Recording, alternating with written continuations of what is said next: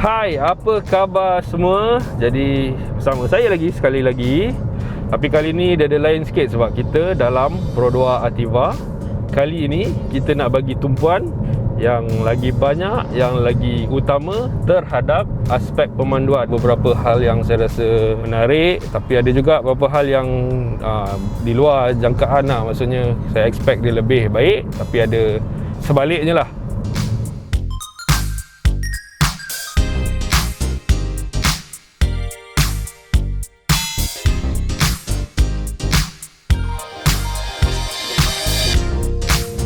Enjin dia macam kita semua tahu 1 liter turbo, output dalam 98 PS dan 140 Nm torque.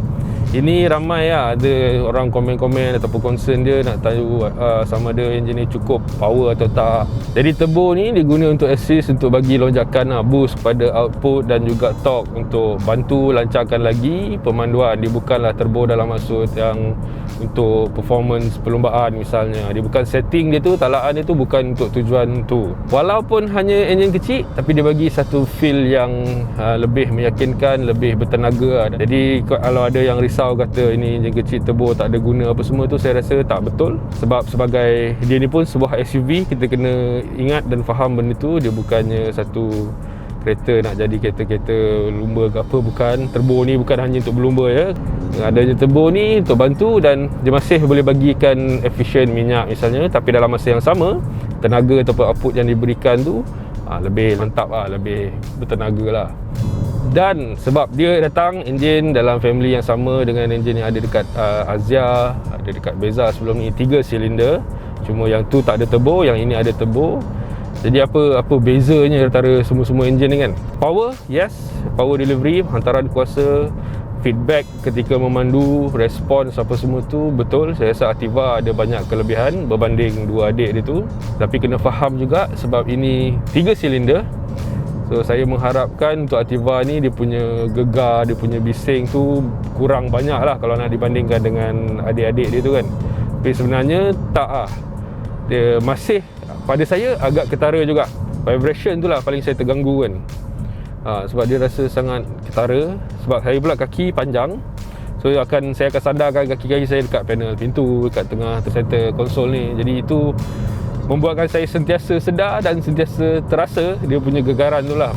Masa bawa ni pula, bunyi dia pula, maksudnya bila kita tekan apa semua tu, memang dia rasa bunyi dalam kabin ni dengar agak ketara lah.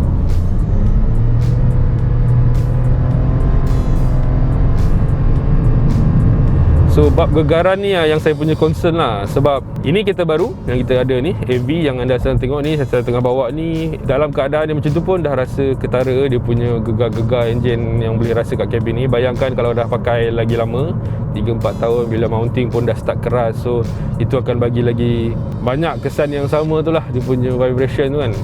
Itu je yang saya awal-awalnya saya mengharapkan Pro 2 buat banyak benda yang untuk kasih dia lagi tune lah.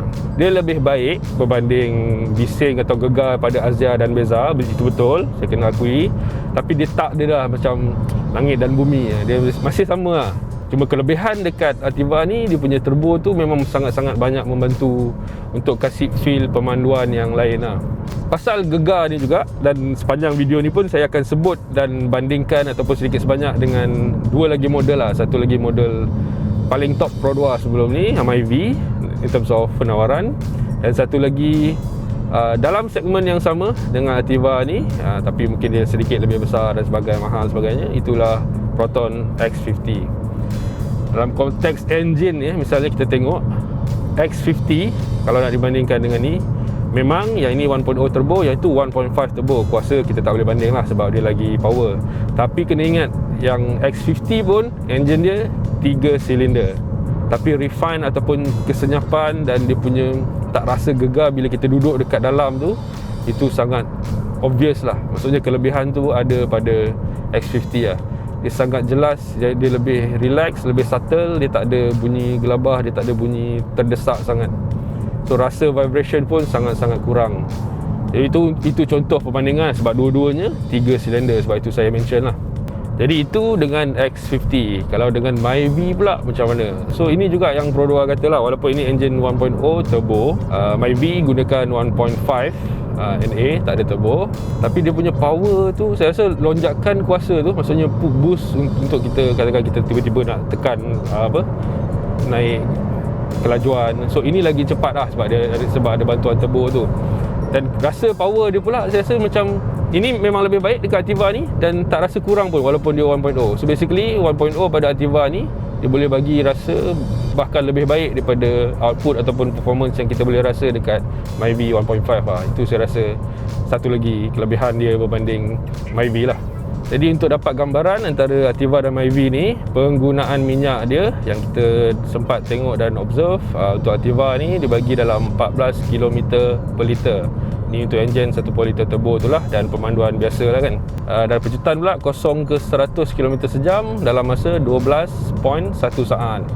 Dan untuk Myvi pula, dia capai 0 ke 100 tu dalam tempoh 11.5 saat. So Myvi cepat sikit, tapi dia walaupun ini kita consider dia lebih besar lah, dia punya physical tu dari Myvi, walaupun berat tak jauh beza.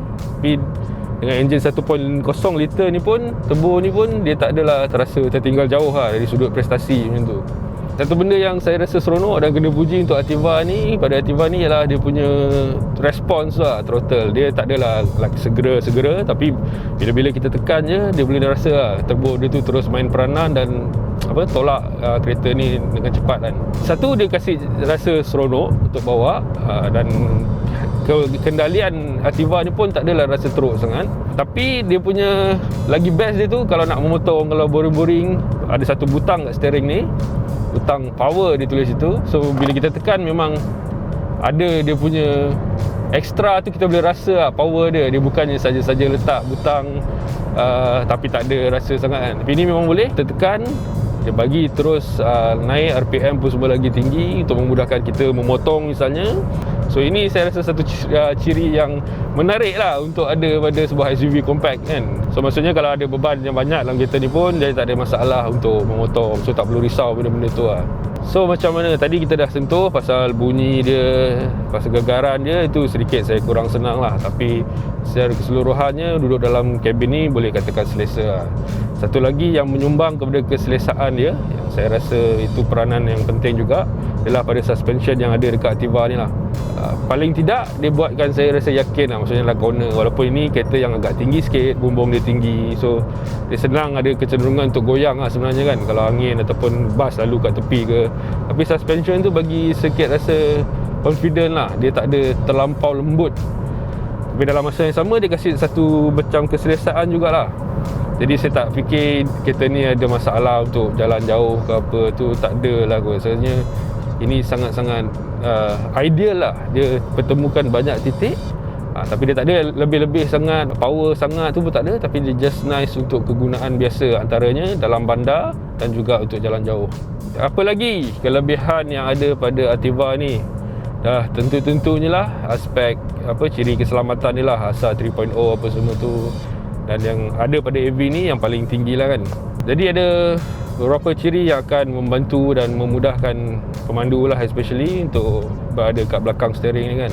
Misalnya dia punya pengesanan lane tu, kalau anda terbabas sikit ke apa ataupun nak potong tapi tak bagi signal, dia akan bagi amaran dan dia akan ada betulkan sikit steering untuk biarkan anda duduk dalam lane. Itu salah satu contohnya.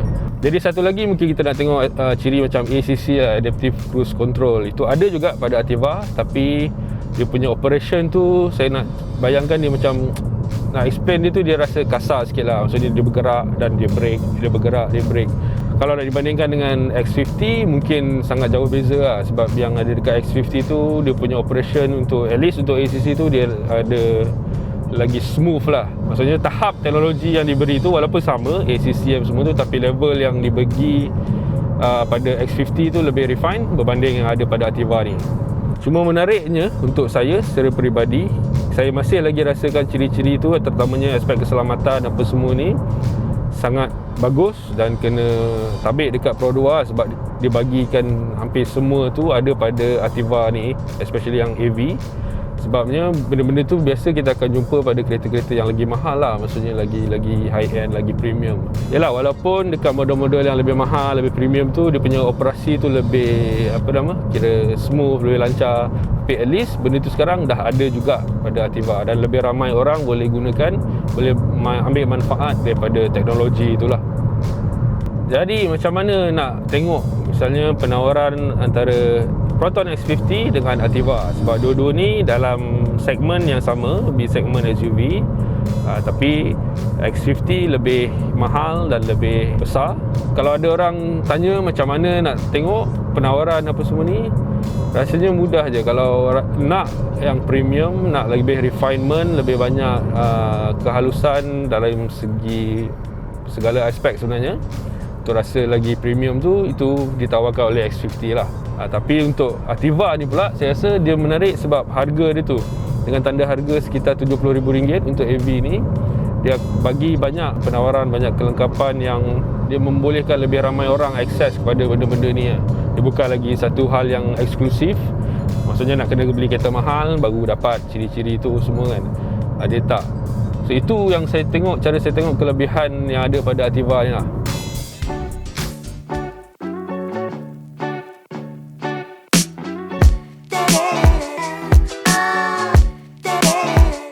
Jadi berbanding Rocky, Ativa ni datang dengan wajah yang tersendiri lah, terutamanya untuk rekaan bumper dia kat depan ni. Jadi antara beberapa hal ataupun ciri penting yang perlu kita recap atau tengok balik dalam video ni adalah, pertama sekali lampu LED tapi tak ada DRL, dan satu specialnya, dia datang dengan lampu signal atau lampu isyarat tu sequential. Jadi lepas ni tolonglah kepada siapa yang beli, kasih pakailah signal tu sebab dia cantik, rugi kalau tak pakai. Lagi yang saya paling suka, dia sedikit sebanyak, nak tak nak, dia macam ingatkan kita dekat kembara dulu lah. Tapi ini mungkin lagi moden, lagi besar sikit, lagi tegap sikit. Dan bahagian bonnet ni pun saya suka. Satu, sebab dia pendek je. So nampak, saya tak tahu, dia nampak rugged tapi dia agak comel. Dengan sikit benjolan ada dekat hood ni, so dikasih ada satu muka lah. Dia garang sangat pun tak juga, comel-comel hamster sikit lah macam tu. Comel hamster ke mana? Saya rasa seronok juga untuk tengok pada Ativa ni, banyak kemasan-kemasan ataupun kelengkapan dia yang at least untuk AV ni dia bagi kira agak yang kualiti lah. Contohnya tayar pakai Bridgestone Turanza, rim pun nampak kemas, two-tone apa semua. Dan sebelum saya terlupa, color ni, merah ni kalau anda tengok, dia bukan merah-merah kosong tau. Dia ada, kalau tengok betul-betul bawah matahari yang terik ni, dia ada satu shade ataupun tonality yang ada warna oranye. Itu best lah, style lah untuk Pro 2 bagi kan. Lagi dia datang dengan keyless entry. Dulu kalau agak Myvi kena tekan butang, so yang ni tak payah, dia ada sensor je, tapi hanya boleh guna untuk pintu sebelah pemandu sahaja. Satu lagi hal, kalau saya boleh cerita pasal reka bentuk dia, dan itu saya sukalah sebab bila dia pakai nama SUV tu, dia datang dengan design yang kotak-kotak boxy. Itu saya suka lah. Sebab biasanya kebelakangan ni kalau datang SUV compact, dia akan panggil crossover, yang nak jadi kereta pun tak rendah sangat, tinggi pun tak. Jadi ini dia tak ada kecelaruan identiti tu. Dia nak jadi SUV tapi dia compact, dan dia tak adalah kecil sangat. Sebab sebelum tengok dia berdepan, saya ingat dia macam kecil sikit lagi, tapi ni agak okey. Jadi kat belakang ni sama juga. Kalau depan tadi ada wajah dia yang lain sikit, kat belakang ni pun samalah. Bumper dia tu agak khusus untuk Ativa ni, kalau nak berbeza dengan Rocky dan juga Race dekat Jepun. Jadi kalau ada benda lah, orang kata persamaan, ingatkan ini Myvi yang digemukkan, itu sebab dia tengok bahagian dekat lampu belakang je. Memang ada sedikit persamaan, taklah sepenuhnya. Sebab ini nampak dia punya benjol tertonjol. Sebab ini nampak dia tertonjol lebih banyak keluar, lebih solid, lebih 3D punya tu kan. Yang saya secara peribadi tak suka pula ada. Entah kenapa saya tak suka cermin belakang ni. Saya rasa masa drive tu untuk saya tak puas tengok kereta kat belakang apa semua tu. Itu sedikit terganggu. Itu saya punya taste personal lah.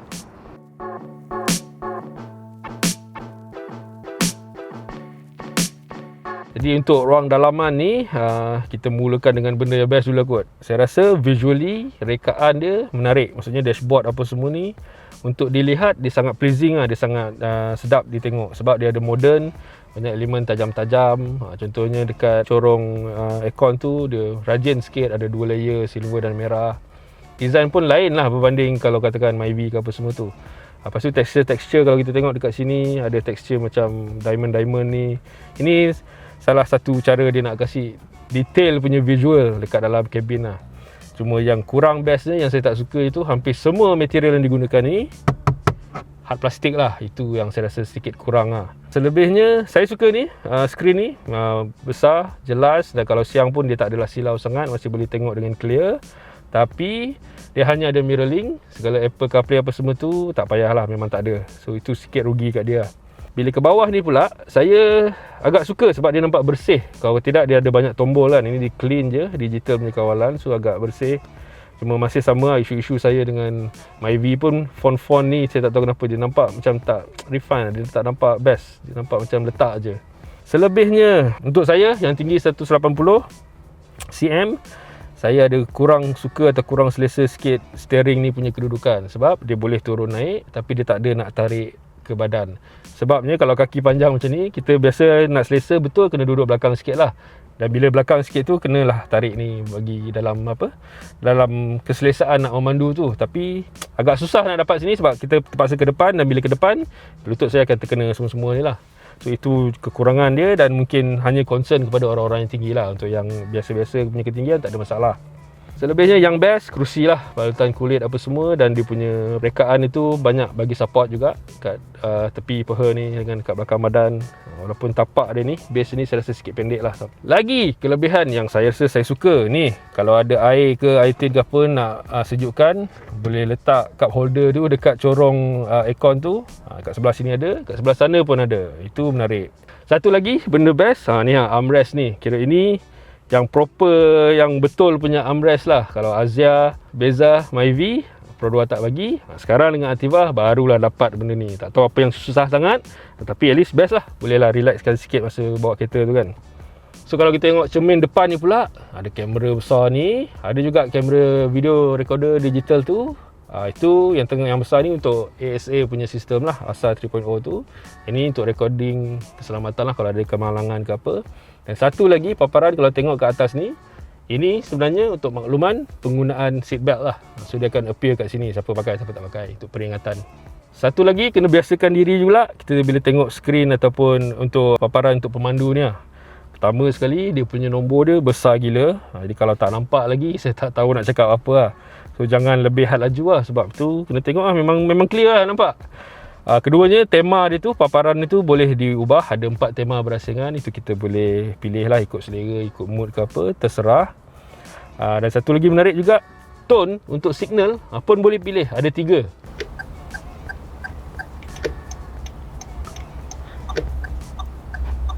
So dia macam nak bagi satu customization lah untuk pemandu. Kalau nak sesuaikan dengan diri sendiri pun boleh. Satu lagi ciri yang saya rasa tak perlu ada pun sebenarnya, tapi diberi juga dengan Activa ni, itu reminder untuk birthday atau anniversary. So ini ni pada saya bagus sebab dia macam ciri keselamatan juga. Dan kalau anniversary pula, jangan jadi bangang lah, letak sampai 3 anniversary tu cari masalah. Jadi bagus lah, itu kita anggaplah ini sebagai ciri keselamatan yang tak perlu ada tapi diberikan pada Activa ni. Jadi kat belakang ni, ruang macam kita tengok lah, saya rasa dia kurang lebih macam Myvi, tapi dia sedikit lebih kecil kalau nak dibandingkan dengan X50. Jadi ni posisi memandu saya sendiri. Kalau boleh tengok, memang tak kena, tapi tak ada baki banyak sangat lah. Tapi masih boleh duduk dengan selesa, tak ada masalah. Cuma satu yang saya tak suka, bahagian bawah ni, kerusi ni, dia pendek sangat. Dia tak support sampai hujung pelipat lutut ni lah. So dia agak macam rasa tergantung-gantung sikit kan.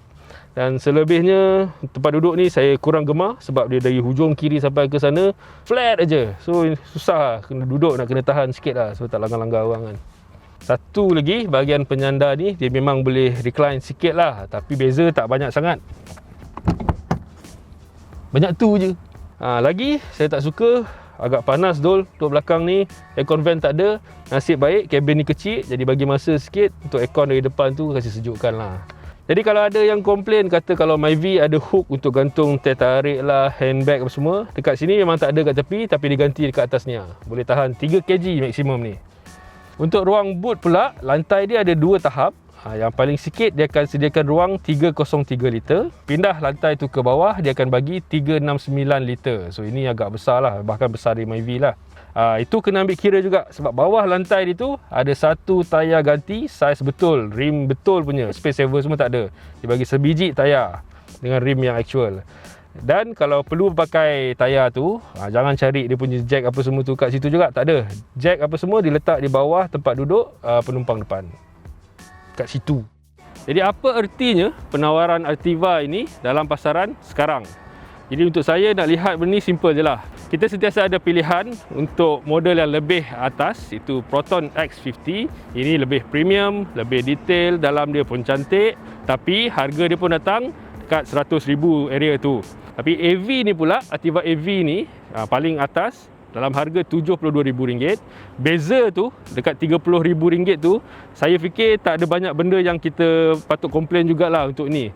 Jadi dengan Altiva ini pula, saya rasa akan ada lebih ramai orang yang boleh akses kepada teknologi keselamatan yang lebih baik untuk sebuah SUV. Itu saya rasa kepentingan yang ataupun meaning yang Altiva ini bawa ke dalam pasaran ketika inilah. Itulah dia, kita pun dah tengok dalam video ni keutamaan tumpuan dia adalah aspek pemanduan dan prestasi untuk Altiva, dan kita pun dah tengok sedikit sebanyak apa yang mampu diberikan oleh SUV ni, apa juga kelebihan dan kekurangan dia. Jadi untuk perincian lanjut, perbincangan yang lebih lanjut tentang model SUV compact Pro 2 yang baru ni, dan juga boleh rujuk lagi sekali video-video sebelum ni yang kami dah buat, dan juga laporan komprehensif yang lengkap yang dah kami tulis macam-macam jenis artikel pasal Altiva ni di website poltan.org.pm. Jadi kalau anda ada apa-apa pandangan, ada apa-apa sanggahan, sila nyatakan di ruangan komen yang ada. Setakat ini dulu dari saya, sampai jumpa lagi. Kekal selamat.